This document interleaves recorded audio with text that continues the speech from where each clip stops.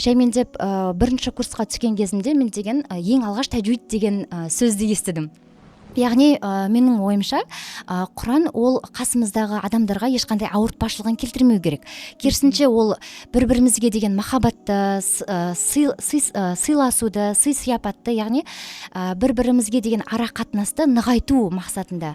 Әр адамның потенциалы, әр адамның қызығушылығы, әр адамның бақыты әртүрлі. Яғни әрдайым тіпті жай ғана сіз мысалы олардың барлығын жаттап алмасаңыз да, Құранды күнде ашып, Құранды күнде оқып, осы Құранның бетіне жай ғана қарап, Раббым Аллахым сен бізге осы Құранда не айтып жатырсың деген сияқты аудармасын оқып, осы Құранды бір жүрегіңмен жақсы көріп тұратын болсаң, Аллах тағала саған барлығын жеңілетіп қояды. Құран жаттап жатырсың, анаңмен ұрсып қалдың ба, болды. Жаттаған Құраның миыңа кірмейді. Құран жаттап жүрсің, біреу туралы жаман нәрсе ойлайсың, біреу туралы бір ғайбат нәрсені айтасың ба, сол жерден Құран тоқтайды. Өйткені Құран ол таза жүректерге кіреді, Құран таза ойларға кіреді, Құран тазалықты жақсы көретін адамдарға кіреді. Ол кезде маған Құранға деген енді махаббат, Құранға деген іштегі қатты махаббат әсер ететін. Саған не нәрсе қатты мотивация берді? Қандай қиыншылықтардан өтіп келіп жатсың мысалы мешітке? Маған деген сіз әлі айтқан сөздеріңіздің барлығы есімде.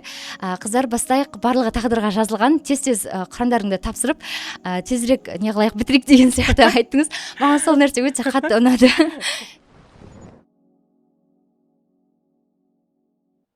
Аузу биллахи минаш шайтанир раджим. Бисмиллахир рахманир рахим. Ассаламу алейкум ва рахматуллахи баракатух. Аса қамқор, ерекше мейірімді Алланың атымен бастаймыз. Пайғамбарымыз саллаллаху алейхи уассаламға Алланың игілігімен сәлемін тілейміз. Бүгін қыздар теңдес дұғалар подкаст емес. Бірақ бұл Алла тағала туралы ерекше ойланатын, ой жүргізетін, Құран кәрімге деген біздің іштегі, түптегі махаббатымыз ашатын, ықыласымызды арттыратын ерекше подкаст Құранмен нұрланған жүректер деп аталады. Менің Құранмен нұрланған жүректер атты Құран үйрену сабағым бар. Бұл подкастты менің шәкірттерім, менің болашақ шәкірттерім міндетті түрде көру керек деп ойлаймын. Өйткені бұл подкастта мен қонақты ұзақ жылдар бойында келуін күттім. Дәл осы қонақтың келгенін мен өте қатты қаладым. Өйткені менің өзіме өте үлкен мотивация береді. Менің шәкіртім болса да, маған өте үлкен мотивация береді. Сондықтан бүгін ерекше қонақпен танысыңыздар. Алла нәсіп етсе, осы қыркүйек айында Құран кәрімді бұйырса толық жаттап аяқтайды. Бірақ бұл қонақтың Құран жаттау оқиғасы мүлдем басқаша. Түрін көрсетпеуді өтінді. Бұдан былай үйрене беріңіздер. Өйткені Құранмен нұрланған жүректер подкасты көбінесе осылай түсірілуі мүмкін. Ендеше қонақпен танысайық. Бисмиллахир-рахманир-рахим. Бізде қонақ Әсел. Ассаламу алейкум ва рахматуллахи ва баракатух. Көңіл қалай Әсел? Жақсы, Аллаға шүкір. Сәл қобалжып тұрмын. Қобалжып тұрсың ба? Біз подкасттың алдында ниетімізді жөндеп алдық. Өйткені біздің ниетіміз бір жарқырап көріну емес, біреуге бір ақылды, бір дана болып көріну емес. Алла тағала біледі біздің ішімізде әлі қандай кемшіліктер көп, әлі әлсіз тұстарымыз өте көп, иә. Бірақ біз сонда да қазір шамамыз келгенше еңбектеніп жасап жатқан амалымыз, ол көп адамдарға бір мотивация болуы мүмкін.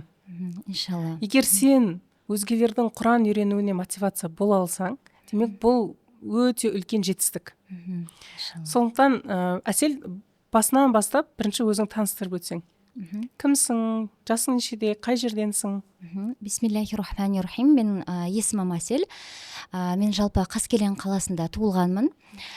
Жалпы ең бірінші дінге қадамым, жалпы Құранға қадамым ол менің әкемнен басталды. Себебі әкем біз 6-шы сыныпта оқып бітірген кезінде, каникул кезінде бізді мешітке апарып, сол жақтан әріптерді үйренсін, Құран оқуды үйренсін, тәжвид ережелерін үйренсін деген мақсатта бізді сол мешітке апарған едім.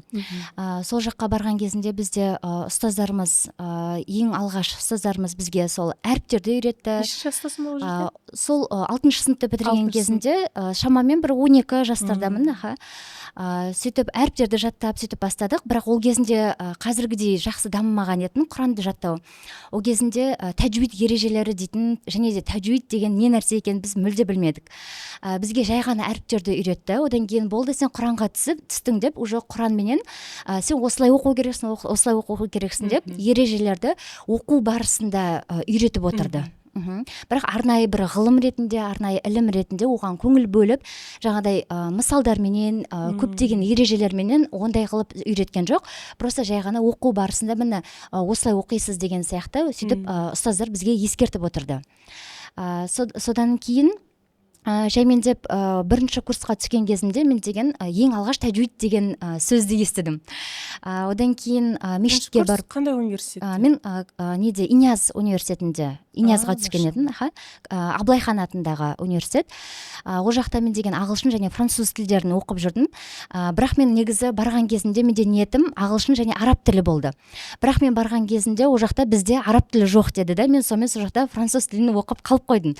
Бірақ мен білмедім сол университетте шығыстану факультеті бар екенін, және де жалпы араб тілін оқуға болатынын білмегендіктен сол жақта мен француз тілін оқуға қалып қойдым. Бірақ жаңадай кішкентай кезімнен сол Құранның деген аудармасын оқып, өте қатты қызығатынмын Құранға. Сол бірінші курста ең бірінші орталық мешітке барып, сол жақта деген тәжвидті жаймендеп ережелермен танысып, Құранды қайтадан оқуды үйреніп, сөйтіп бастадым. Ол кезінде мен шамамен 30-шы параның бір 10-15 сүресін жатқа білетін. Одан кейін жаймендеп менде сол жаттауға қызығушылық пайда болды да, жаттай бастадым. Сөйтіп одан кейін жаймендеп сөйтіп екінші курста мен деген тұрмысқа шықтым. Бөпелі болдым. Одан кейін өзімнің оқуымды да оқып жүрдім, бірге, екеуін бірге алып. Сосын одан кейін екінші баламды уже аяғым ауыр кезінде мен өте қаттандай Құранды жаттауға соған көбірек көңіл бөле бастадым. Сол кезінде мен жолдасым мені сен бірінші араб тілін меңгергенің дұрыс болады деді да. Сәл болса да кішкене араб тілімен таныссаң, саған Құран жаттау саған оңай келеді деп, мені араб тілінен индивидуально курстарға, жеке курстарға жазды. Жолдасымның өзі? Иә, жолдасым өзі соған не қылды, ұсыныс жасады. Себебі менің жолдасым өзі де Англияда оқыған магистратураны, оның алдында Шотландияда оқыған, фаундейшн дейді ғой, подготовка ретінде, дайындық ретінде фаундейшн оқыған, жаңағы Шотландияда, одан кейін Англияда магистратура оқыған. Сол кезінде оның араб достары өте көп болған. Сол кезінде ол да араб достарымен араб тілін үйреніп, өзі самоучка дейді ғой, өзімен өзі үйреніп бастап не қылды, қызыққан болатын. Ол да біраз жаққа барып қалған. Сол үшін араб тілінің маңыздылығын өте түсінген етін. Сондықтан да маған сол араб тілінің егер сен білетін болсаң, араб тілін сәл болса да түсінетін болсаң, саған Құран жаттау оңай болады, және де Аллах тағаланың саған не айтып жатқанын түсіну саған оңай болады деп айтты. Жалпы біздің басқа дін өкілдерінен біздің ерекшелігіміз, ол біз Құранды біз мағынасыменен, Аллах тағала бізге не айтып жатыр, Аллах тағаланың бізге айтқан сөзін біз түсінуменен, соған амал етуменен, тый деген нәрсесінен тыйылуменен және бұйырған нәрсесін орындауменен ерекшеленеміз деп ойлаймын. Жолдасым да соған байланысты жаңадай жеке курстарға, сабақтарға жазды. Сосын мен 6 ай бойы соны оқыдым, араб тілін жақсы деңгейге жетіп қалдым. Жалпы араб тілінің көбісі 3 әріптен құралатын сөздерден сондай екендігін түсініп, жақсы менде біраз араб тілін түсініп, үйреніп, және де Құранға деген, араб тіліне деген махаббатым өте үлкен болып өсті. Жолдасың сонда себепкер болып тұр ғой? Иә, Алланың қалауыменен жолдасым себепкер болды. Сосын мен одан кейін екінші ұлымды босанып алдым. Екінші ұлымды босанғаннан кейін шамамен ол 8 айлықтарында мен уже сізге барып жүрдім.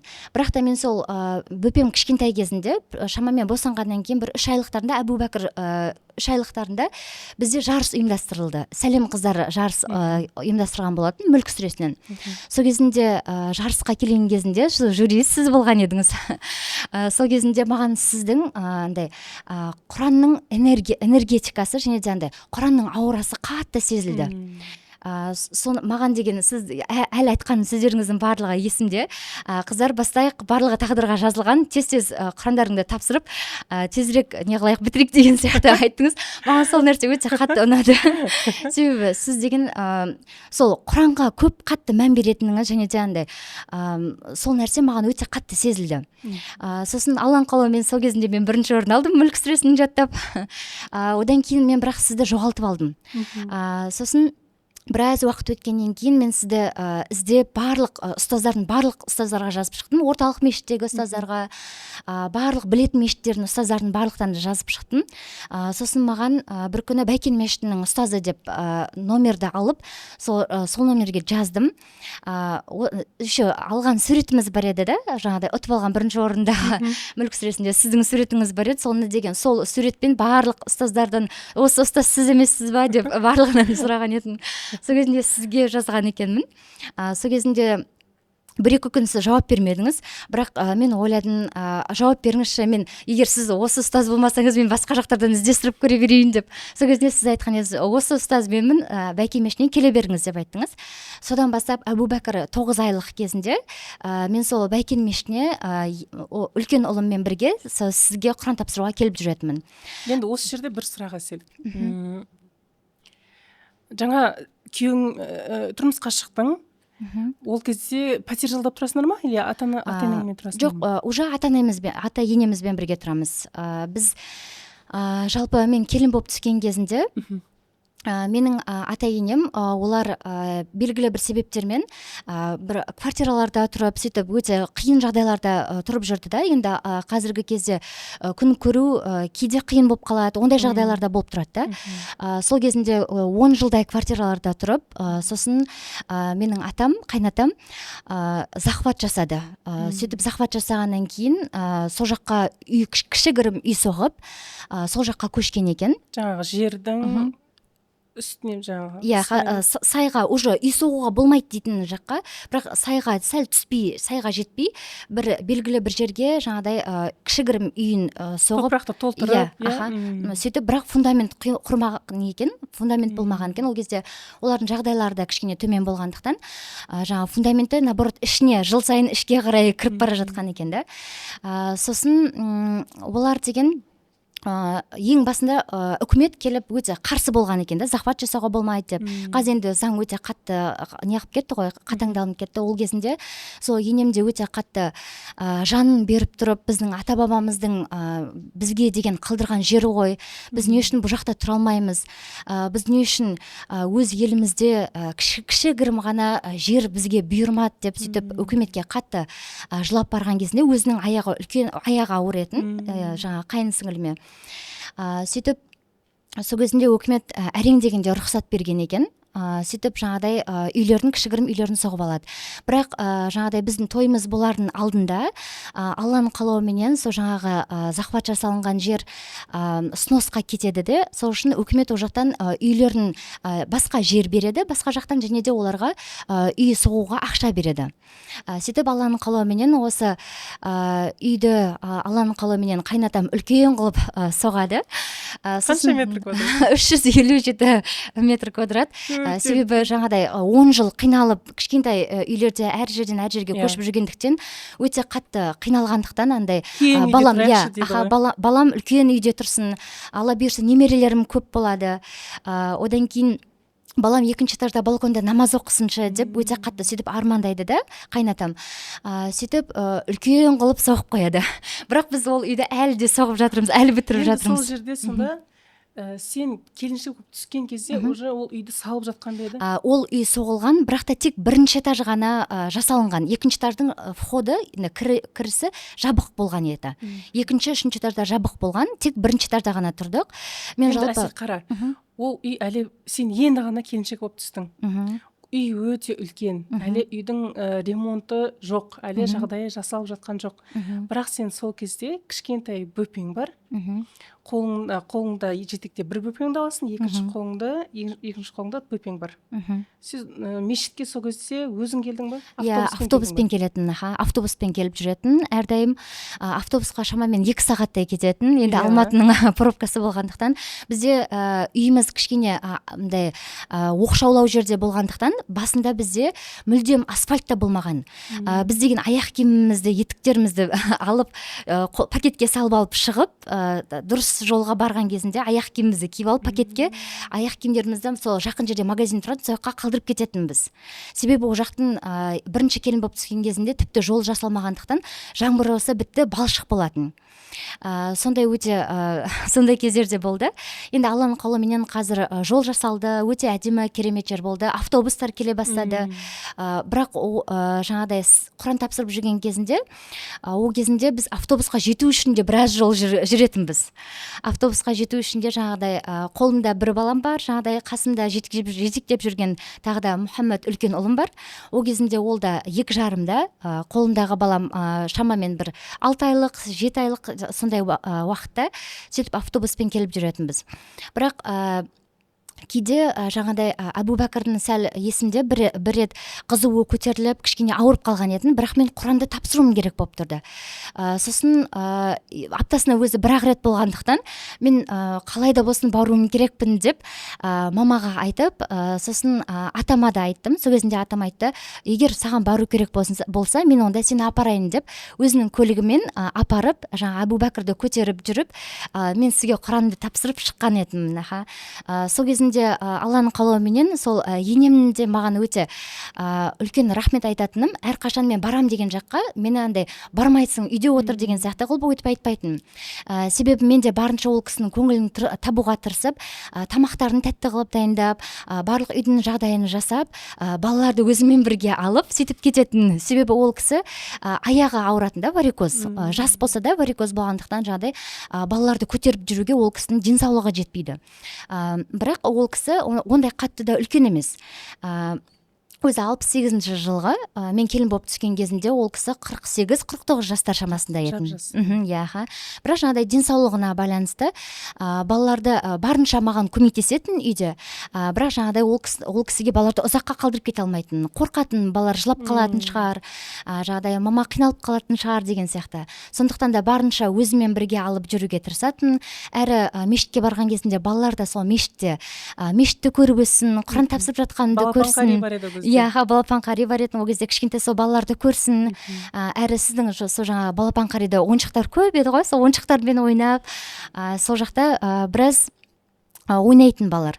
Сол үшін де сол балалармен бірге келе беретін. Сөйтіп Құранды барынша қалдырмауға тырысатын. Сен осы кезде саған не мотивация берді? Мысалға, мен Египетке барып Құран жаттадым. Бізге ұстаз өзі келетін. Таңертең таңғы сағат 5-те таң намазынан кейінгі уақыттарда келеді, біз Құранды тапсырамыз. Одан кейін күнімен Құранмен отырамыз. Яғни біз бір басқа жаққа шыққан жоқпыз.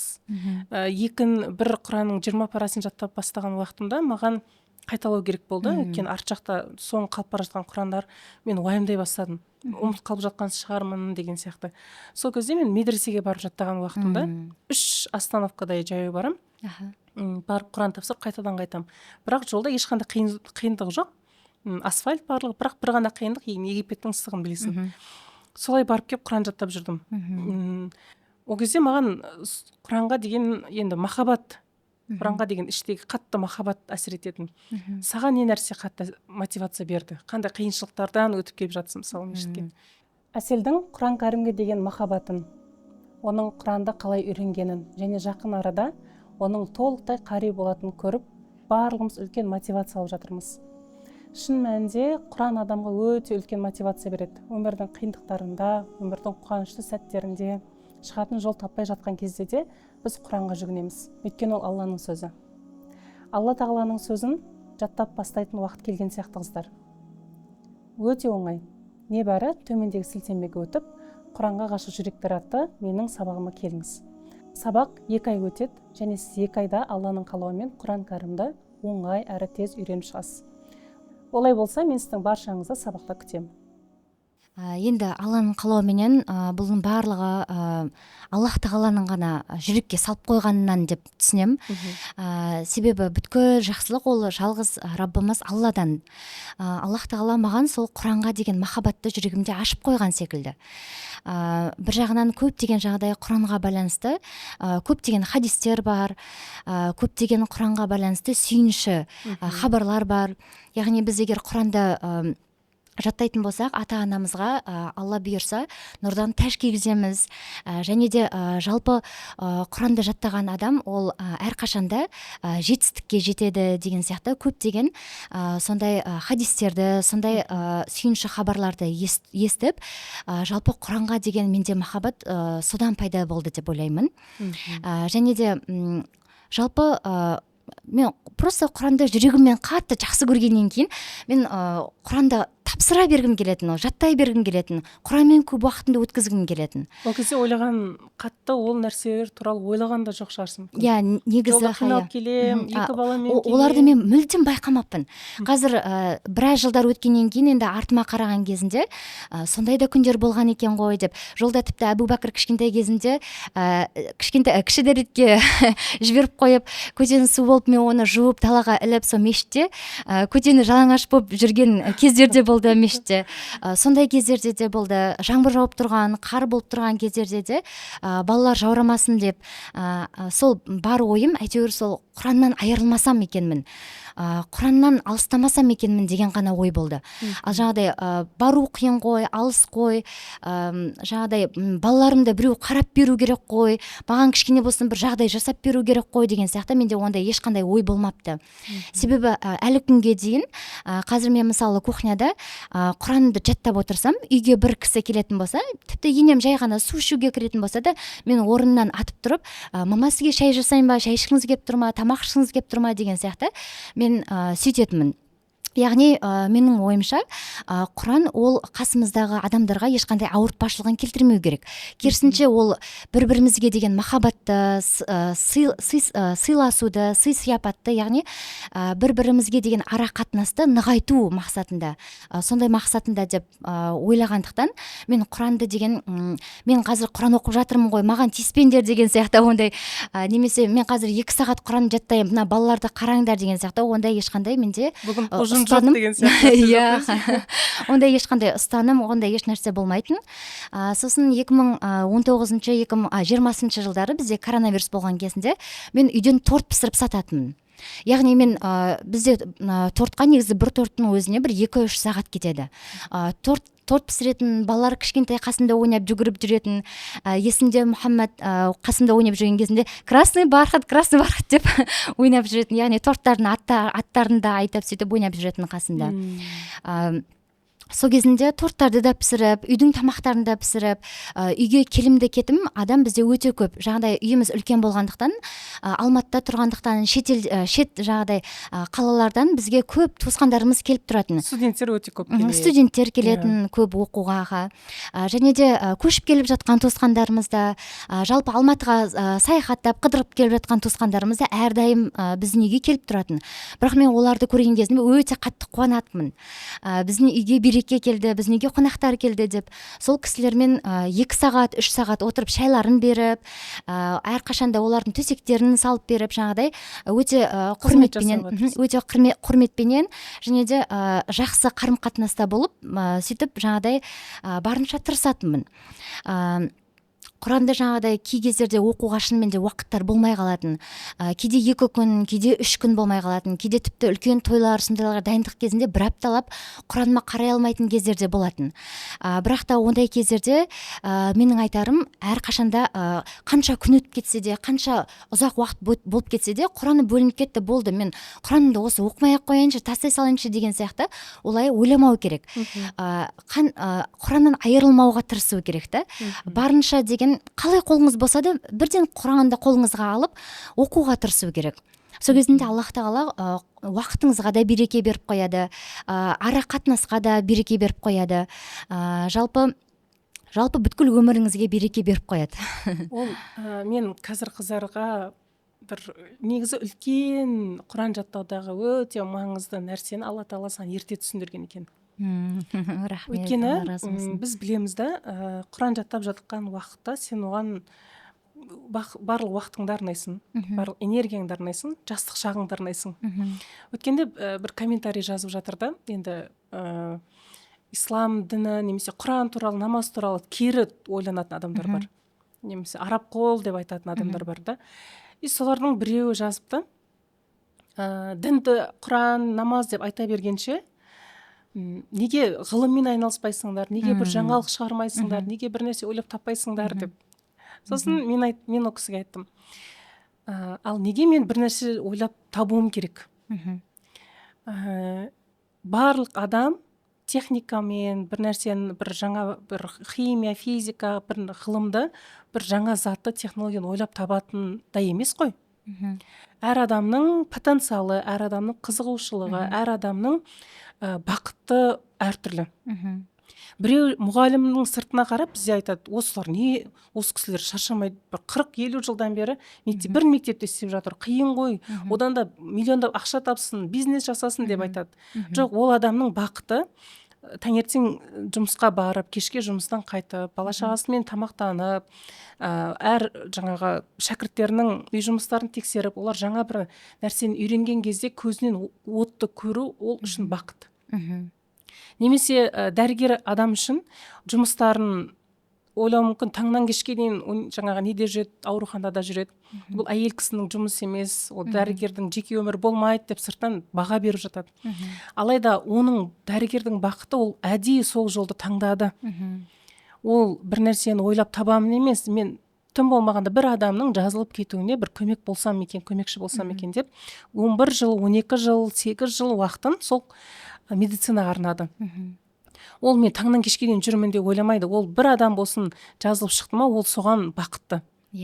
Мен 18 жасымнан бастап 23 жасыма дейін өмірімді, жастық шағымды мен Құранға арнадым. Және мен бұл үшін ешқашан өкінбеймін. Құранға таңнан кешке дейін уақыт бөлдік. Өйткені Құранды қатты жақсы көрдік, Құранды басқаларға үйреткіміз келді. Алла Тағала, яғни менің жүрегіме Құранға деген махаббатты салды. Алла қаласа, мен мүлдем басқа мамандықты ұнатуым мүмкін еді. Өйткені исламда зорлық жоқ, сен қалаған мамандықты оқисың. Сонда енді солай бір іште бір нәрсе болды да, неге адамдар осыны неге түсініп алмайды екен. Өйткені барлық адам бір өнер тапқыш емес, барлығы бір нәрсені ойлап таппайды. Ондай адамдар да қоғамға керек, тіпті қоғамға күзетші адамдар да керек, тазалықпен айналысатын адамдар да керек. Оны біз құнсыздандыруымыз дұрыс емес сияқты.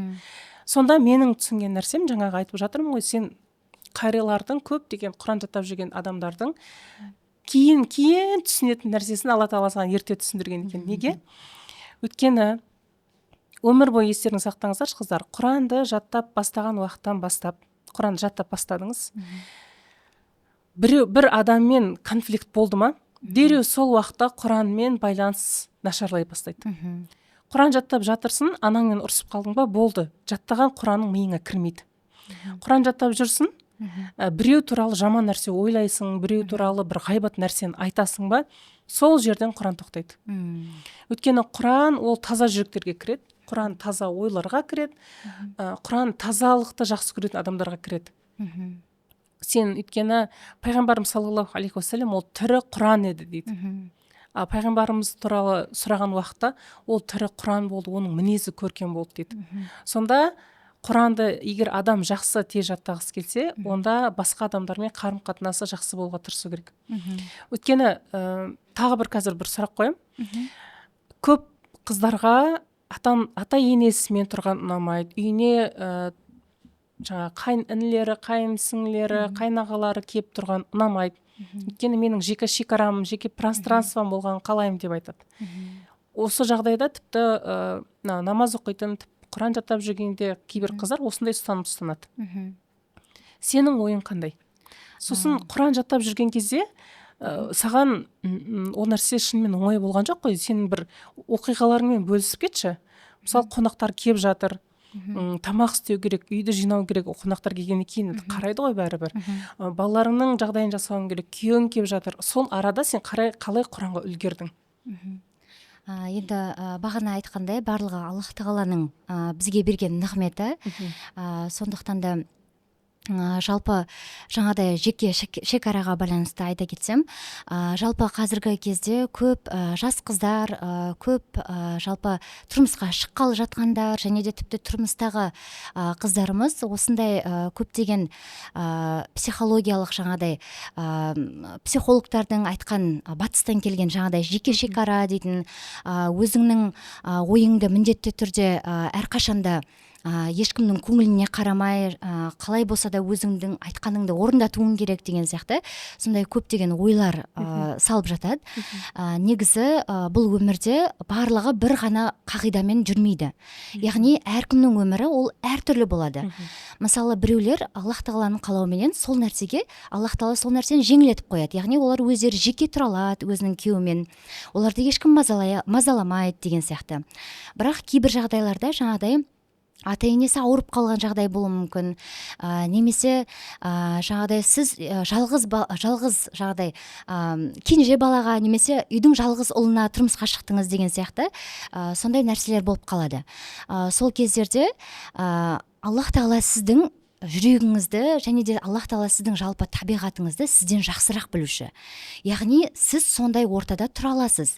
Сіз осындай қызметті жасау арқылы көптеген керісінше бата алып адамдардан қызмет арқылы Аллах тағала сіздің ұрпағыңызға, сіздің өзіңізге Аллах тағала береке беріп қояды, көп жақсылықтар беріп қояды.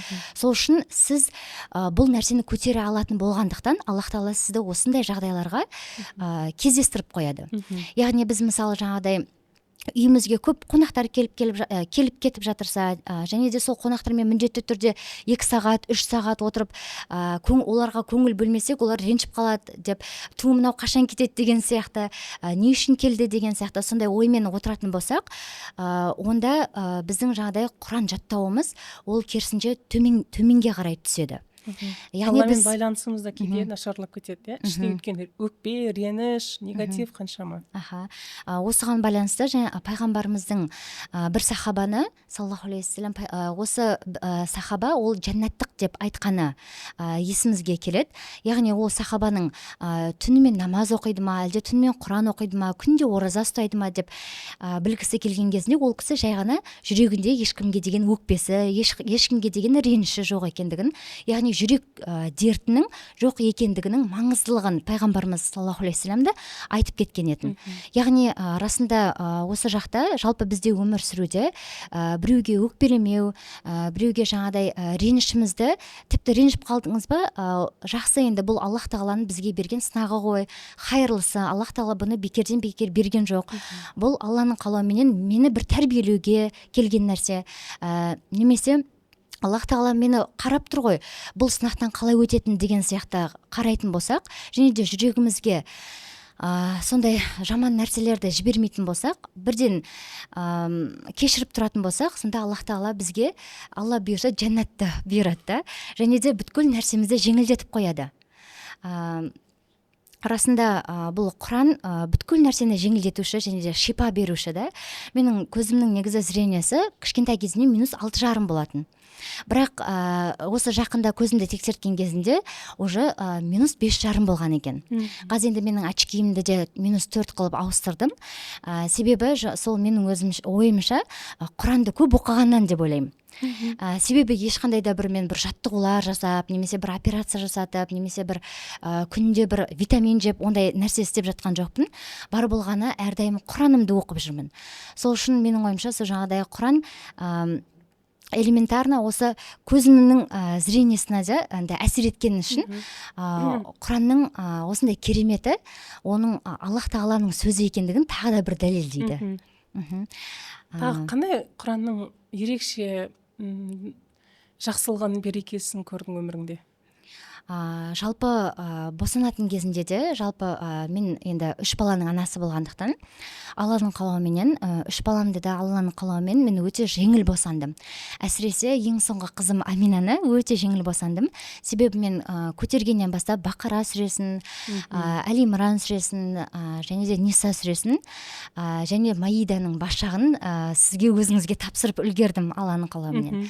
Яғни әрдайым тіпті жай ғана сіз мысалы олардың барлығын жаттап алмасаңыз да Құранды күнде ашып, Құранды күнде оқып, осы Құранның бетіне жай ғана қарап, Раббым Аллахым сен бізге осы Құранда не айтып жатырсың деген сияқты аудармасын оқып, осы Құранды бір жүрегіңмен жақсы көріп тұратын болсаң, Аллах тағала саған барлығын жеңіл етіп қояды. Және де Алланың қалауыменен Аллах тағала сондай кісілердің, мысалы Құранды жақсы көрген кісілердің абыройын да биік етіп қояды екен. Мысалы қанша жерден мысалы кейде қателіктер жасап қоямыз, кейде жаңағыдай Алланың қалауыменен енді көп нәрселерді дұрыс түсінбей қаламыз деген сияқты. Бірақ та Аллах тағала сондай кездерде Аллах тағала абыройды көтеріп қояды екен. Сол нәрсеге менің көзім жеткендіктен мен сол Құранды өте қатты жақсы көргендіктен осы Құраннан айырылмайыншы деп Құранға қарай жүгіре бердім. Сосын жаңағыда сіздің екінші сұрағыңызда Құранда аша алмай қалатын жаңағыдай кездер өте көп болады. Енді мен Құранды жаттап жүргеніме 4,5 жылдай болып қалды. Енді Алланың қалауыменен осы жылы бітіремін деген ниеттемін. Сонда жалпы 5 жыл уақытым кетіп жатыр екен. Жалпы қарасақ уақыт бәрібір де ол өте береді. Бірақ сол уақыт Құранмен өтсе ол қандай берекелі. Сондықтан да мен барынша сол Құраннан айырылмауға тырыстым. Және де жаңағыдай қонақтар келіп жатады, балалармен үлгере алмай жатамын. Бір балам дәретханадан болдым деп айғайлап жатырса, біреуі деген құлап қалып, үсті кір болып қалып жатады. Сол уақытта сен тамағыңды да істеп үлгеру керексің, барынша үйді де таза ұстап үлгеру керексің. Балалардың сабақтарын да жасатып үлгеру керексің. Қонақтар да келіп жатады. Одан кейін ата-енемнің және де жолдасымның, қайын сіңілімнің көңілін табуға тырысып, барлығына жүгіріп жүрген кезінде сол уақыт өте азайған сайын ол қадірлі болады екен. Сондықтан да уақыттың қадірін мысалы тамақ жасап жатқан кезінде қап мен Құранды жаттасам осы уақытта деген сияқты, немесе қап осымнан бітіріп алайыншы тез Құраныма кірсем деген сияқты сондай болып тұратын болса, ол расында Құранның қадірін уақыттың аз болған кезінде түсінеді екенсің. Сол үшін барынша деген сәл ғана бір 10-15 минут қолым босаса да менде әрдайым Құран өзіммен бірге жүреді. Мен тіпті кез келген магазинге шықсам да, балаларды площадкаға ойнатуға шықсам да, кез келген жаққа шықсам да, менде Құран міндетті түрде өзімен бірге қасымда жүреді. Әрине, одан кейін міндетті түрде күнде дәретпен жүресің. Дәретсіз жүрмейсің. Сосын барынша деген сәл ғана мысалы пробкада тұрып қалсам да, немесе бір балалар ойнап жатқан кезінде де, кез келген бір сәл қолым босаған уақытта тамақты мысалы салып қойдым, етін салып қойдым, көбігін алдым да, енді қазір сәл уақытым бар. Сәл уақыттан кейін картошкасын ашып, сондай тамақты дайындағанша сәл бір жарты сағат, 1 сағат уақытым болғандықтан, мен сол уақытта бірден отыра қалып Құранды қайталап, жаттаған жерлерімді қайталап сөйтіп жүремін. Бірақ негізі Құранды жаттау кезінде маған өте тыныштық және де Құранды түсініп жаттаған маған өте маңызды болғандықтан мен барынша балалар ұйықтап жатқан кезде таң намаздан кейін немесе кешке қарай балаларды ұйықтатып тастағаннан кейін Құранды отырып мағынасыменен бірнеше рет оқып аламын. Және де мысалы ертеңгі жаттайтын бетімді мен шамамен бір 5 рет өзім арабша оқып алсам, одан кейін 1 рет қазақшасын аудармасын оқып алатын болсам, мен уже келесі күні ашқан кезінде бірден оңай жатталынып кететініне менің соған өте қатты көзім жетті. Құранды оқып ұйықтайтын болсаңыз, сол нәрсе сіздің миыңызға, бойыңызға сіңеді екен. Сосын келесі күні сенің жаттау тәсілің. Енді осының басына бастайық Әсел. Жалпы Құранды қандай жаттау тәсілмен бастадың? Қалай жаттап бастадың? И қазіргі уақытта қалай жаттайсың? Жалпы 5 жыл ұзақ уақыт болғандықтан, менде жаттау уақыттарымда әрдайым өзгеріп тұратын, жаттау тәсілдерді әрдайым өзгеріп тұратын.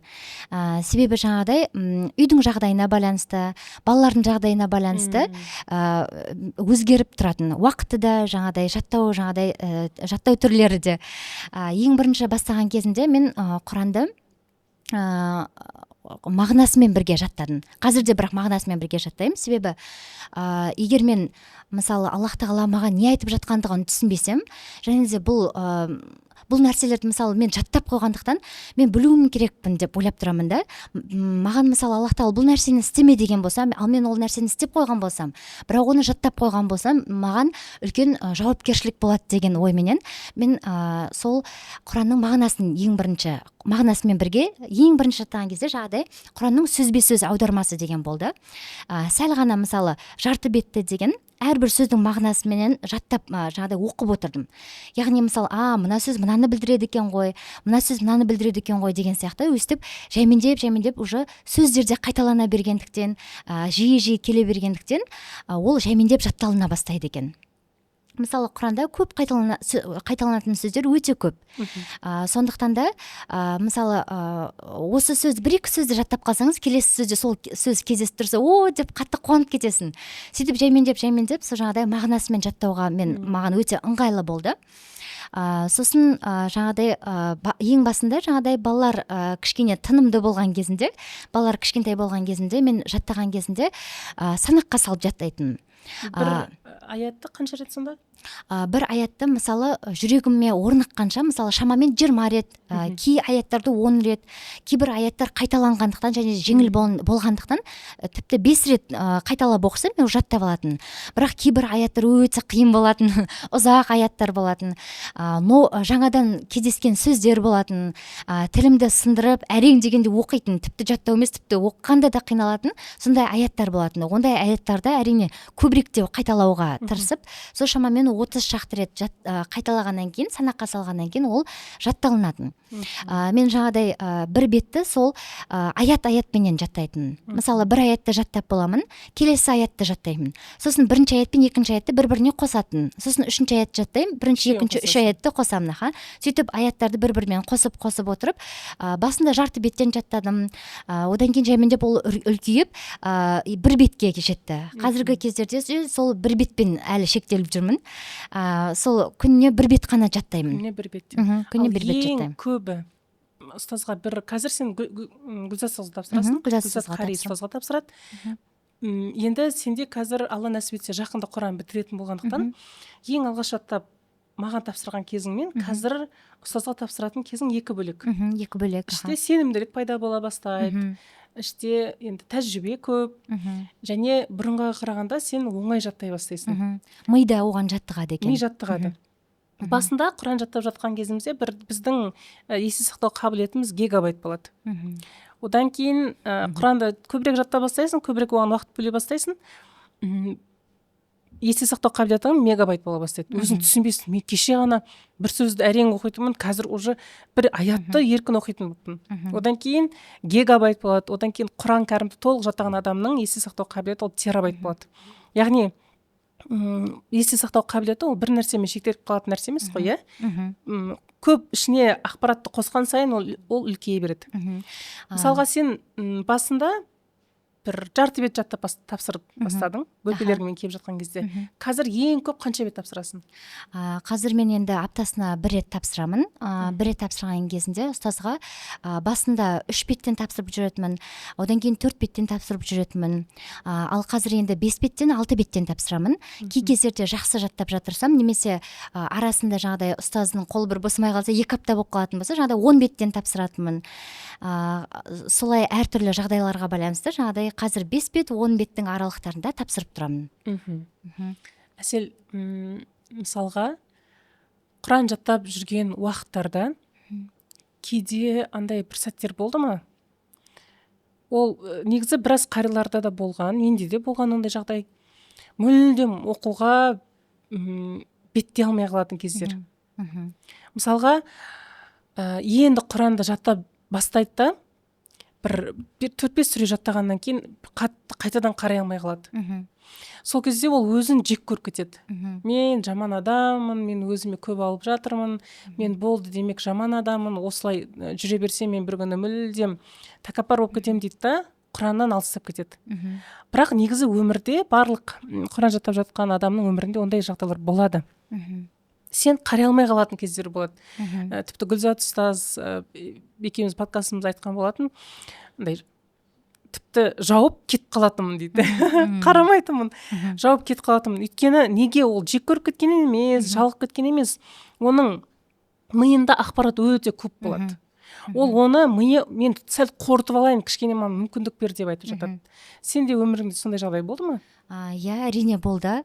Ондай жағдайларда жаңағыдай баланы босанып келгеннен кейін, жаңағыдай ұзақ уақыт Құранға қарамағаннан кейін, бірақ естіп жүресің Құранды, бірақ бәрібір де жаңағыдай жаттауға отырмағандықтан кейін, ол нәрседен мида расында сәл кішкене үзіліс болатын болса, немесе тіпті қатты көп жаттап қойсаң да, сондай кездерде де адамның миы расында қиналады екен. Ондай уақыттарда адам сәл ғана демалу керек. Расында бір миыңның сәл тынығып, өзіңнің бір миың орнығып, өзіңе келгеніңді сондай сәтті сәл күту керек та. Одан кейін қайтадан Құранға отыру керек. Себебі мысалы болды, мен жаттай алмайтын сияқтымын, осы жерден тоқтай саламау деген сияқты жерлер өте көп болды менде де. Себебі мен 5 жыл жаттап жатқандықтан менде ол ұзақ уақыт болды. Бірінші басында жаттап жатқан кезде мен қашан бітіремін, мен бітірем ба деген сияқты сондай өте үлкен сұрақтар да болатын. Мен жалпы жаттап бастаған кезінде мен Құранды толықтай жаттаймын деген менде ниет болған жоқ. Себебі ол нәрсе маған мүмкін емес сияқты болып көрінетін. Ол нәрсе енді 600 беттік Құранды жаттау, ол өте қиын, өте үлкен жауапкершілікті талап ететін нәрсе. Ми болу керек, 600 бет жаттауға деп ойлайтын кездер болады. Сондай жағдайлар өте көп болатын. Сол басында жаттаған кездерде де жаңағыдай ең болмаса ортасына жете алмай кеттім ау деген сияқты сондай өте көп уақыттар болған еді. Сол кезінде маған жолдасымның айтқан сөзі қатты есімде қалып қойды. Ол кісі маған андай бір оқиғаны айтып берді. Бір үлкен дана кісі болады. Ол дана кісінің бірақ та өзінің ұлы өте оны тыңдамайтын болады. Еріншек болады. Жаңағыдай көп оған барлық нәрсе жеңіл келгендіктен, кез келген нәрсенің бұл өмірде барлығы жеңіл келеді. Бұл өмірде ешқандай маған қызық жоқ деген сияқты жалқау сондай болады. Одан кейін ол өзінің баласын қалай тәрбиелейтінін білмегендіктен бір күні өстеді: балам, осындай жерде мен бір қазына тығып қойдым. Үлкен алтын бар. Сен барып сол жаққа барып алып кел дейді. Сол кезінде баласы жаңағыдай 1 айлық жер болғандықтан, өте үлкен алыс жол болғандықтан, бала жаңағыдай арқасына сөмкесін арқалап алып, азын-аулақ тамақты алып, тез кетеді. Сосын жолда бірнеше адамдарды кездестіреді, бірақ оның деген барлық ойы жаңағыдай алтынға тезірек жетсем екен, жаңағыдай тезірек сол байлықты қолыма алсам екенмін деген сияқты, ода сондай ой болады. Сосын ол деген кездескен адамдарға да мән бермейді, жолында кездескен әдемі табиғатқа да мән бермейді, ешқандай еш нәрсеге мән бермей, сол бүткіл ойының барлығы сол тезірек жетсем екен деген болады. Сөйтіп ол жаңағыдай ұзақ алыс жолға жетеді. Жеткен кезінде сол жақтан іздейді қазынасын. Әкесінің айтқан жағынан іздейді, былай қарайды, мүлдем таба алмайды. Сосын ол айтады: менің әкем мені деген алдаған сияқты дейді. Сөйтеді, ол ауылына қайтады. Бірақ жолда уже қайтып келе жатқан кезінде оның ондай тез жетейін деген сияқты уже мақсаты болмайды. Ол ауылына қайтып келе жатқан кезінде Аллах Тағаланың керемет жаратып қойған тауларына, керемет жаратып қойған өсімдіктеріне, құстарына, жануарларына, соларға қарап таң қалып, өзеннен ағып жатқан судың дауысына қызығып, сол жақта демалып отырып, әрбір сәттен ләззат алу. Әрбір сәттен ләззат алады. Сол сәтте болу деген сияқты. Сөйтіп жаңағыдай жолдан кездескен адамдарменен амандасып, жақсылап, оларменен сөйлесіп, олардың кім екендігін біліп, сөйтіп жаңағыдай әңгіме дүкен құрып, сөйтіп ауылына асықпай қайтқан екен. Сөйтіп қайтқан кезінде ол әртүрлі адамдарды кездестіргендіктен, ол жаңағыдай өзі қиын жағдайда шөлдеп тұрған кезінде, тамаққа қарны ашып тұрған кезінде, оған әртүрлі адамдар кезіккен кезінде, біреулері ішке кір, тамақ іш деп оған жылы шырай танытып, жылы жүзбенен қарсы алғандықтан ол өте қатты сол нәрсені бағалайды. Одан бұрын ол деген барлық нәрсе ішем десе тамағы алдында, ішпеймін десе артында деген сияқты барлық нәрсеге ол осындай болу керек, міндетті деген сияқты қарағанның барлығы оның ойы барлығы өзгеріп кетеді. Сөйтіп ол үйіне келген кезінде ол әкесімен амандасып, мүлдем басқа адам болып келеді. Сол кезінде ол әкесіне айтады: әке, мен жаңағыдай қазынаны таппадым дейді. Бірақ мен одан да үлкен нәрсеге қол жеткіздім. Әрбір сәттен ләззат алуды, әрбір сәтпенен осы сәтпенен өмір сүруді мен үйрендім деп айтады. Сол кезінде әкесі қатты қуанған екен. Балам, мен сені жіберген мақсатты сен орындап келдің деп сөйтіп айтқан екен. Яғни жаңағыдай жолдасымның айтқан нәрсесі: сен сол қариялыққа жетем деп бітірем, міндетті түрде бітіруім керекпін деп оған сен қатты неғыла берме дейді. Асықпа. Балаларыңның өсіп жатқанына қара, өмір сүріп жатқаныңның әрбір сәтінен ләззат алуға тырыс. Мысалы бір кішкентай ғана аят жаттадың ба, сол аяттың өзін сен бір ойланып, Аллах Тағаланың бізге берген нығметі деп, мысалы үйде шай ішіп отырған кезінде, қазір енді біз қайнатамнан 4 жыл болды айырылып қалғанымызға. Сондықтан да біз қазір енемнің көңіліне өте қатты қараймыз. Ол кісі өте қатты жалғызсырап, қатты қиналған болатын. Қазірде сол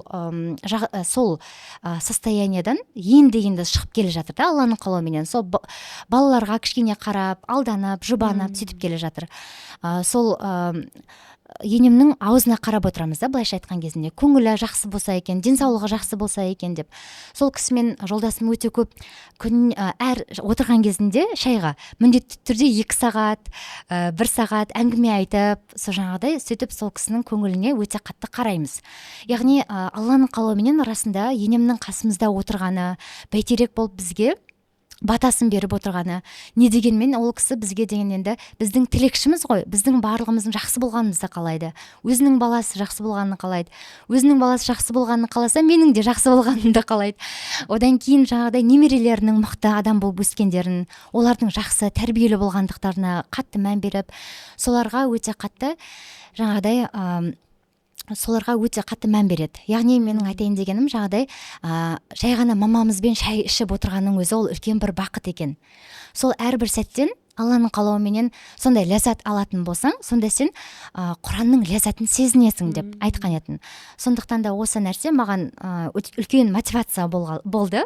Құранды мен жаңағыдай тез жаттап бітірейін емес, әрбір жаттаған сәтімнен мен үлкен ләззат алайын деген сондай менде ой қалыптасты. Машалла. Әсел, маған Құран тапсыруға келген уақытыңда Әмина ішіңде болатын, екіқабат болатынсың. Абу Бәкір болды қолыңда, ол еңбек жүріп қалатын, Мұхаммед үлкендеу болып қалды. Сол кездің өзінде де сен 2 сағаттық жолмен жүріп, яғни 5 жыл бойында осындай бір үлкен жолдан өтіп жатырсың.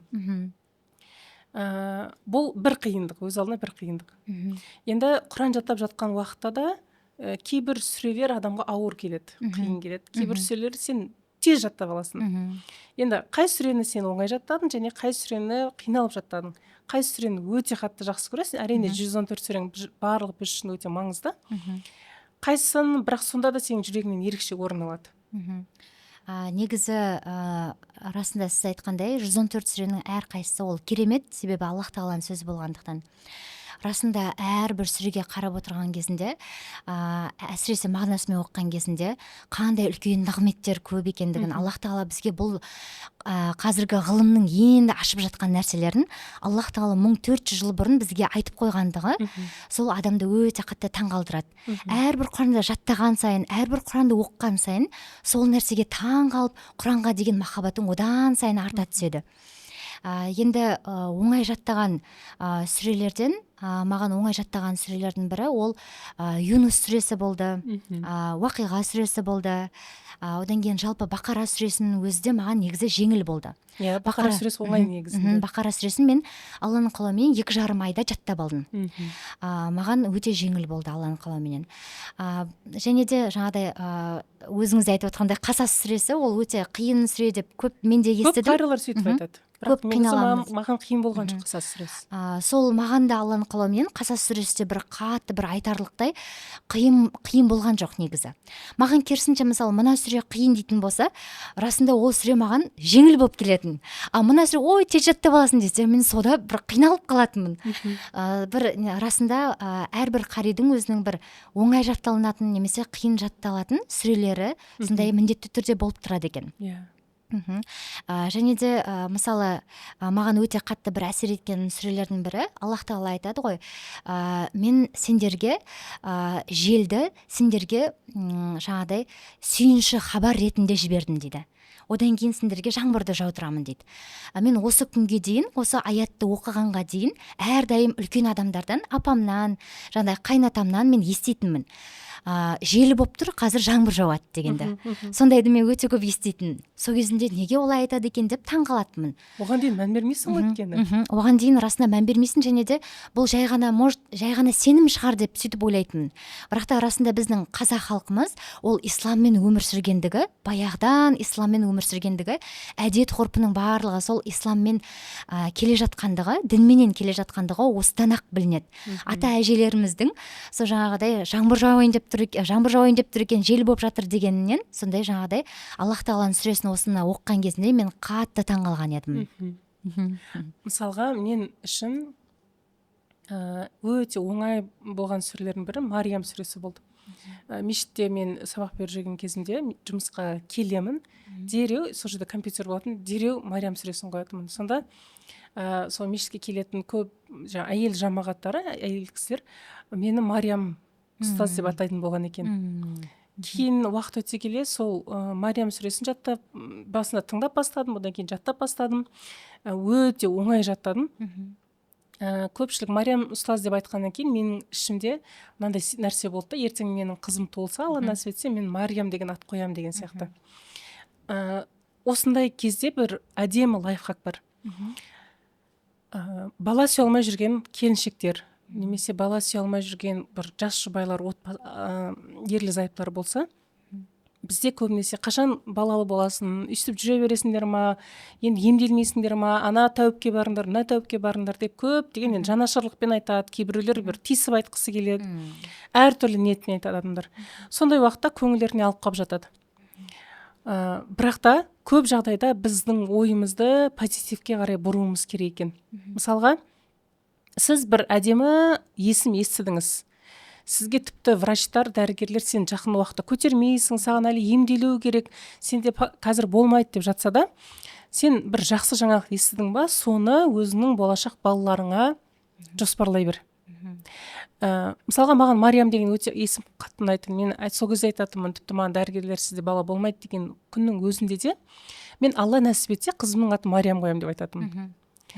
Юсуф сүресін оқыған кезде мен Алла нәсіп етсе ұлдарымның бірінің есімін Юсуф қоямын деп айтатынмын. Немесе Алла нәсіп етсе бөпелерім жаңағы өсіп 2 жасқа келген кезде мен оларға осы жай намазға намаз оқытамын деп алдын ала жақсы нәрсеге жоритынмын, жақсы нәрсе жасауға тырысатынмын. Сондықтан өте үлкен лайфхак, қыздар, болашақ енді келіншектер, бала сүюді армандап жүрген болсаңыз, қазірден бастап дайындала беріңіз. Ол баланы Алла тағала сізге міндетті түрде береді. Құран оқыған кезде болсын, дұға жасаған кезде болсын. Енді тағы бір сұрақ Әсел. Көбінесе ер азаматтар әйелінің үйде отырып, оның бүкіл жағдайын жасағанын, ата-енесінің жағдайын жасағанын қалайды.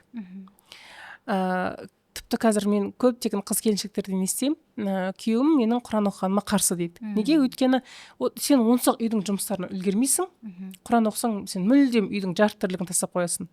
Одан да үйдің тірлігін жұмысын істе деп әйелді бір қызметші ретінде көретін ер азаматтар да бар. Сол кезде кәдімгідей бір көңілің түседі. Сенің жолдасыңның осы Құран жаттауыңа қандай қолдаулары болды?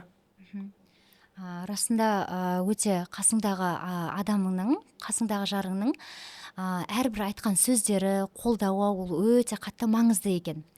Расында да Алланың қалауыменен жаңағыдай Құран жаттау жолында енді Алланың қалауыменен тұрмысқа шыққанға дейін менің әкемнің рөлі өте үлкен болса, тұрмысқа шыққаннан кейін менің жолдасымның маған деген қолдауы, маған деген айтып тұрған сөздерінің барлығы маған өте үлкен бір Алланың қалауыменен мотивация болды.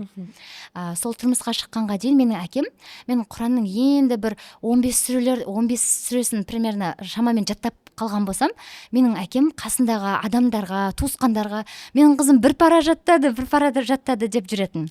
Мен енді ойбу әкемнің айтқаны ұят болды ғой, енді ең болмаса лайықты болайын, бір параны жаттайын деп бір параға әрең дегенде жеткен кезінде әкем 2 пара жаттады, осы қызым 2 пара жаттады деп айтатын.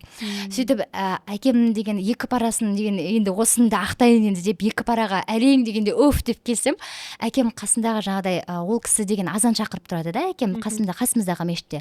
Сол мешіттің жамағатына бірде барып қалған кезінде өстіп айтып қояды: бұл қызым 4 пара жаттады деп. Сөйтіп Алланың қалауыменен әкеге қуып жету керек болды дейсің ғой. Сөйтіп әкемнің Алланың қалауыменен осындай мотивация сөздері маған өте қатты күш берді Алланың қалауыменен. Және де жолдасымның жаңағыдай білімге деген құштарлығы, және де әйел адамның білім алуы ол өте маңызды. Себебі ол ертең балаларының, қалай айтса болады, балаларының тәрбиешісі, балаларының көзін ашушы. Балалар негізінде анаға өте қатты байланысты. Балалардың ертең көз қарасы, мына жалпы дүниеге деген сүйіспеншілігі, махаббаты, дінге деген қарым-қатынасы, ата-анаға деген қарым-қатынасы, және де білім алуға деген сүйіспеншілігі ол барлығы анадан басталады. Сондықтан да менде жолдасымның сол балаларымыздың тәрбиешісі, балаларымыздың көзін ашушысы деген сияқты, және сондай мағынада маған қарағаны маған өте үлкен мотивация берді. Және де Алланың қалауыменен осы 1 жылдай болып қалды, маған жолдасым жеке көлік алып берді. Осы көлікпенен Құраныңды тапсырып жүр, Алла бұйырса осы Құранға қызмет етсін, барам деген жақтарының барлығына бар, балаларды Құранға апар, балаларды жаңағыдай бассейнге барам деген жақтарына апарып тұр деген сияқты. Өзі ескі машина айдаса да, Алланың қалауыменен маған сондай өте жаңа машина алып берген етін. Сол кезінде тіпті біздің кейбір көршілеріміз Әселге өзінің ата-анасы машинасын алып беріпті деген сияқты сондай сөздер естіген болатынбыз. Себебі жаңағыдай жолдасым өзі ескі машина айдағандықтан олар ойлайды да, ер адам әрқашан өзіне ғана бірінші жақсылықты жасау керек деген сияқты. Не үшін ол өзіне алмаған? Әйелі жақсы айдап жүр, демек оның ата-анасы алып берді деген сияқты сондай ойлар қалыптасып қалған екен жалпы халықта. Сол нәрседе жалпы маған жолдасымның қолдауы, және де үйде енемнің маған сабаққа кетіп бара жатқаныма, мама мен де ертең сабақ десем, жақсы бара ғой, балаларды алып қалайын ба деп сөйтіп айтатындығының өзі маған өте үлкен бір қолдау болды.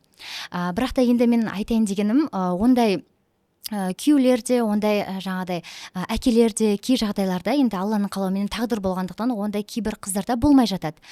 Менің айтайын дегенім, ондай жағдайларда да барынша Аллах тағалаға тәуекел етіп, Құранның маңыздылығын түсіндіріп, жалпы егер мен оқысам, егер мен білім алатын болсам, онда мен балаларыма үйретем деген сияқты.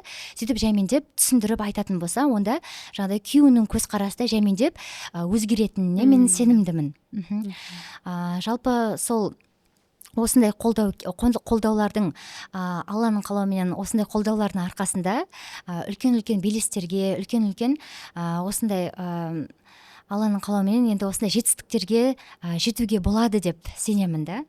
Сол үшін әрдайым өзіңнің ішіңдегіні міндетті түрде айтып отыру керек. Мысалы, жолдасыңа өкпелеп қалып бір нәрсені қойшы сол деп айтпаймын деп, мысалы, айтпай қоюға болмайды. Себебі сенің ішіңде не болып жатқандығын, және де сен не үшін солай ойлайтындығыңды сенің жолдасың білу керек. Егер жаңағыдай осылай түсіндіріп айтып, барынша Аллаға жақын болайық деген сияқты қылып сөйтіп барынша түсіндіріп айтса, жаңағыдай жалпы ер адамдардың түсінеді деп мен өзім жалпы солай ойлаймын. Әсел, біздің Теңдес тұлғалар подкастын көресің, енді саған бір сұрақ қояйыншы. Осы жерде дұға деген де өте маңызды. Өміріңде дұғаға байланысты қандай бір ерекше оқиға болды? Жалпы расында сіз айтқандай дұға жаңағыдай жақсы сөз, ол бағана сіз айтқандай жақсы сөз жарым ырыс деген сияқты. Кез келген нәрсені Алла бұйырса осындай болады деп айта беру керек екен. Жаңа сіз айтып отқан кезінде осы оқиға есіме түсіп кетті. Менің енем 2007 жылы өздері кішкентай ғана үйде тұрып жатыр.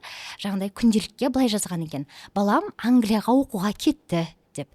Хотя ол кезінде жолдасым жаңағыдай университетте оқып жүрген.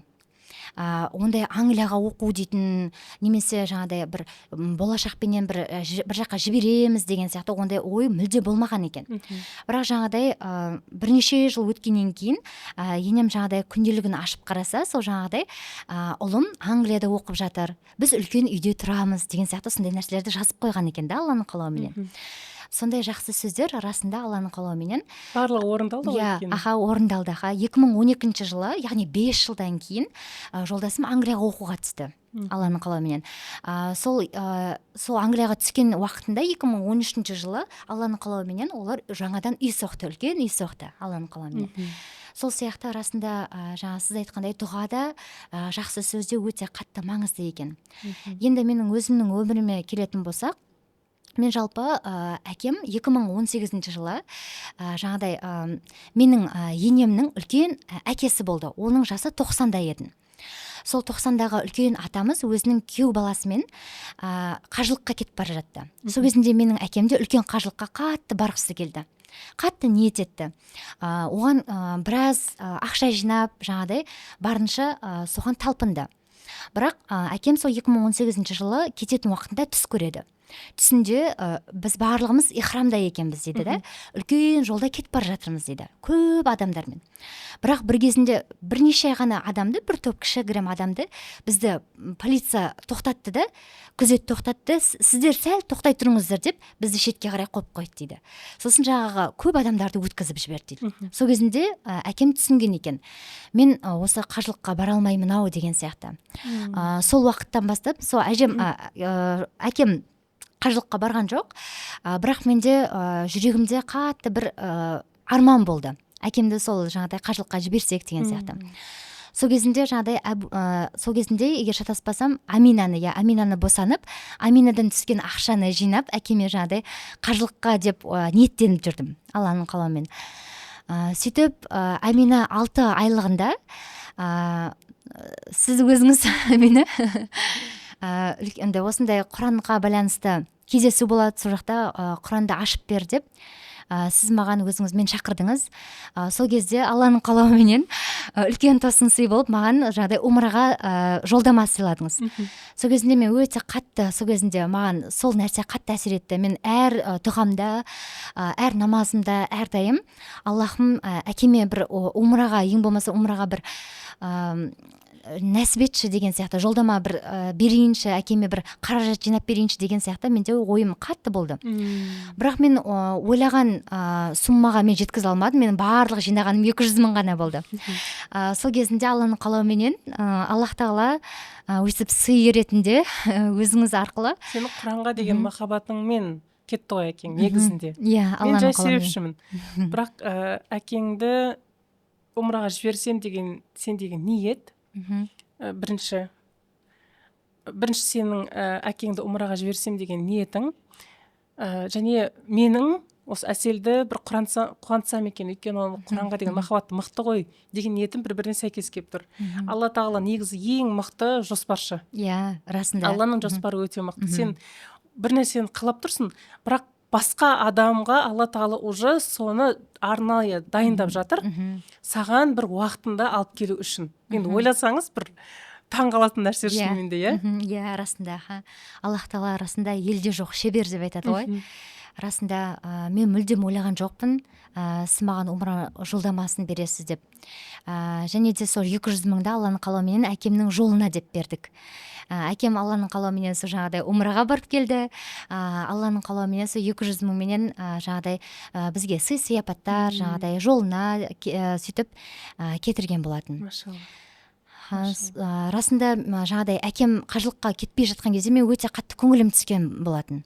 Бірақ енді Алланың қалауыменен Аллах тағала расында өзіңнің перзентің өзіңнен мықты болса екен деп әрдайым әр ата-ана соны тілейді. Сол кезінде сол жаңағыдай Құраннан ұтып алғаны деп әкем сол нәрсеге қатты қуанды. Сол жаңағыдай Алланың қалауыменен ең көркем түрде әкеме осылай умра жолдамасы бұйырған болатын. Сол нәрсе маған өте қатты, үлкен қатты әсер еткен болатын. Машалла. Өте қуаныштымын, Әсел. Біздің осы бүгін 14, 14-ші тамыз, бүгін 3 шәкіртім умраға кетіп жатыр. Құран, Аллаға шүкір, Құраннан, сосын теңдес дұғалардан, ерекше жаңағы ықыласпен, ниетпен. Сонда ол кісілер енді жазады ғой, ұстаз, мені кетіп жатырмыз. Өзің ақша жинап, әрекет ет, амал етіп барған басқаша. Бірақ Құранға деген ықыласың үшін, дұғаға деген махаббатың үшін, жалпы Аллаға деген махаббатың үшін бір саған нәсіп етуі Алладан кеп тұрған сияқты болады дейді. Ол мүлдем басқаша сезім екен деп. Сол кезде мен енді ішімде бір қуаныш болды, бір альхамдулилля, осыған себепкер болғаныма шүкір деп айтамын көбінесе. Енді Әсел, мен сенің даусыңды өте жақсы көремін. Бұрыннан шаршаған уақытында Құран оқып берші деп айтатынмын. Енді қазір бір Құран оқып беруге қалай қарайсың? Жақсы, иншалла. Бисмилля. أعوذ بالله من الشيطان الرجيم بسم الله الرحمن الرحيم يا أيها النبي اتق الله ولا تطع الكافرين والمنافقين إن الله كان عليما حكيما واتبع ما يوحى إليك من ربك إن الله كان بما تعملون خبيرا وتوكل على الله وكفى بالله وكيلا ما جعل الله لرجل من قلبين في جوفه وما جعل أزواجكم اللاتي تظاهرون منهن أمهاتكم وما جعل أدعياءكم أبناءكم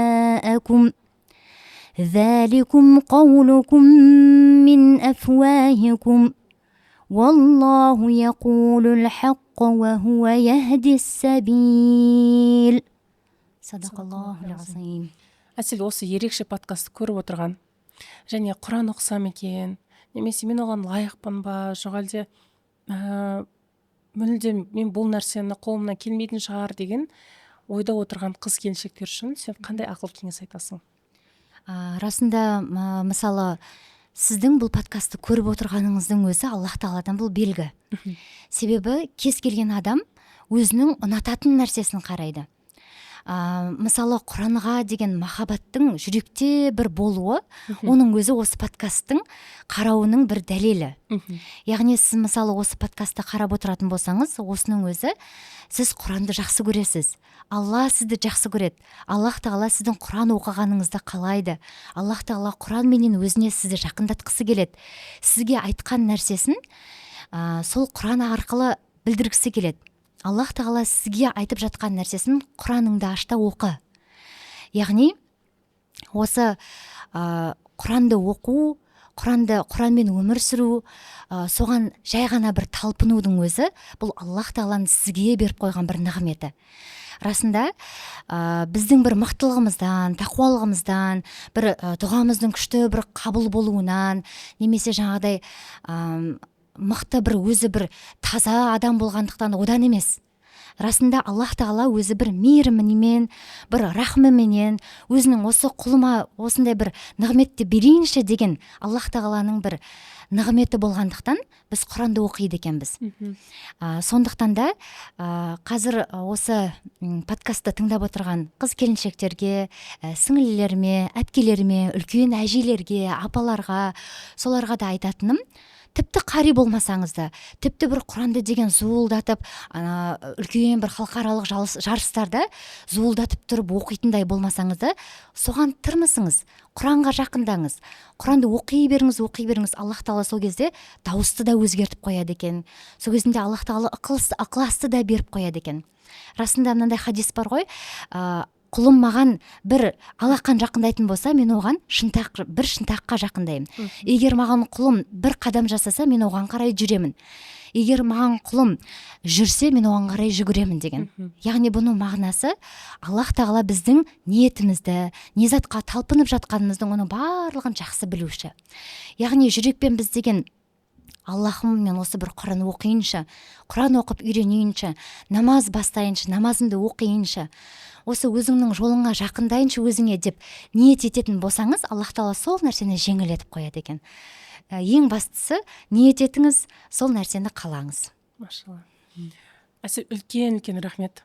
Менің негізгі үлкен миссияларымның бірі қыз келіншектерге, Қазақстан болсын, барлық әлемдегі әйелдерге Құран кәрімді үйреткім келеді. Аналарға, қыз келіншектерге, өткені әйел бір қолымен бесікті тербетсе, бір қолымен әлемді тербетеді. Әйелдің қолында негізі өте үлкен береке бар. Бұл әйелге бүкіл жауапкершілікті тастап қою емес. Бұл шынымен әйелге Алла тағаланың берген жақсылықтары, міне көзді ашып көру. Бізде әр айдың 5 күні Құран үйрену курсы басталады. Бұрындары орамал тағатын, тек қана намаз оқитын кісілер келетін. Ал қазір мүлдем орамал тақпаса да, намаз оқымаса да, тіпті енді дінге бет бұрып жатқан кісілердің өздері Құран үйреніп бастап жатыр. Сондықтан демек сіздің де қолыңыздан Құран кәрімді оқып үйрену келеді. Мүмкін қазір сіз осылай көріп отырасыз, Әселге қарап таң қалуыңыз мүмкін. Мен бұл қолымнан келмейтін шығар, енді бұл кісілер басқаша ғой деп. Жоқ, Әсел де сіз сияқты жай ғана келіншек, қарапайым ғана келіншек. Бірақ оның жасап жатқан амалы, оның тырысып жатқаны, оның Құранға деген махаббаты оның дәрежесін көтеріп жатыр. Оның Алланың алдындағы дәрежесін күнделікті арттырып отыр. Сондықтан сізде бір күні дәл осы Әсел сияқты подкастқа келіп, өзіңіздің қалай Құран жаттағаныңызды, қарилыққа жеткеніңізді айтатын күн де алыс емес. Мүмкін 5 жыл, мүмкін 4 жыл, немесе тіпті 1 жылдан кейін де сіз осылай Әсел сияқты сұхбат беріп отыруыңыз мүмкін. Сол үшін тек қана жақсы ойлаймыз, жақсы нәрселер айтамыз, және үнемі Құранмен бірге боламыз. Әсел, келгеніңе өте үлкен рахмет. Алла нәсіп етсе, Әсел Құран кәрімді толық жаттап бітірген уақытта біз сіздермен сүйінші хабарды айтамыз. Әселді барымыз құттықтаймыз, иншалла. Аумин. Рахмет сіз. Шақырғаныңызға рахмет. Алла разы болсын. Бірден келіскеніңе рахмет, Әсел. Біздің осымен подкастымыз аяқталды. Құранмен нұрланған жүректер арта берсін. Жүрегіңіз Құран кәріммен әдемі етіп нұрлана берсін. Және Алла тағалам отбасыңызға, жақындарыңызға, бала шағаңызға, үйіңізге Құранның нұрын, шапағатын төге берсін. Ассаламу алейкум ва рахматуллахи баракатух.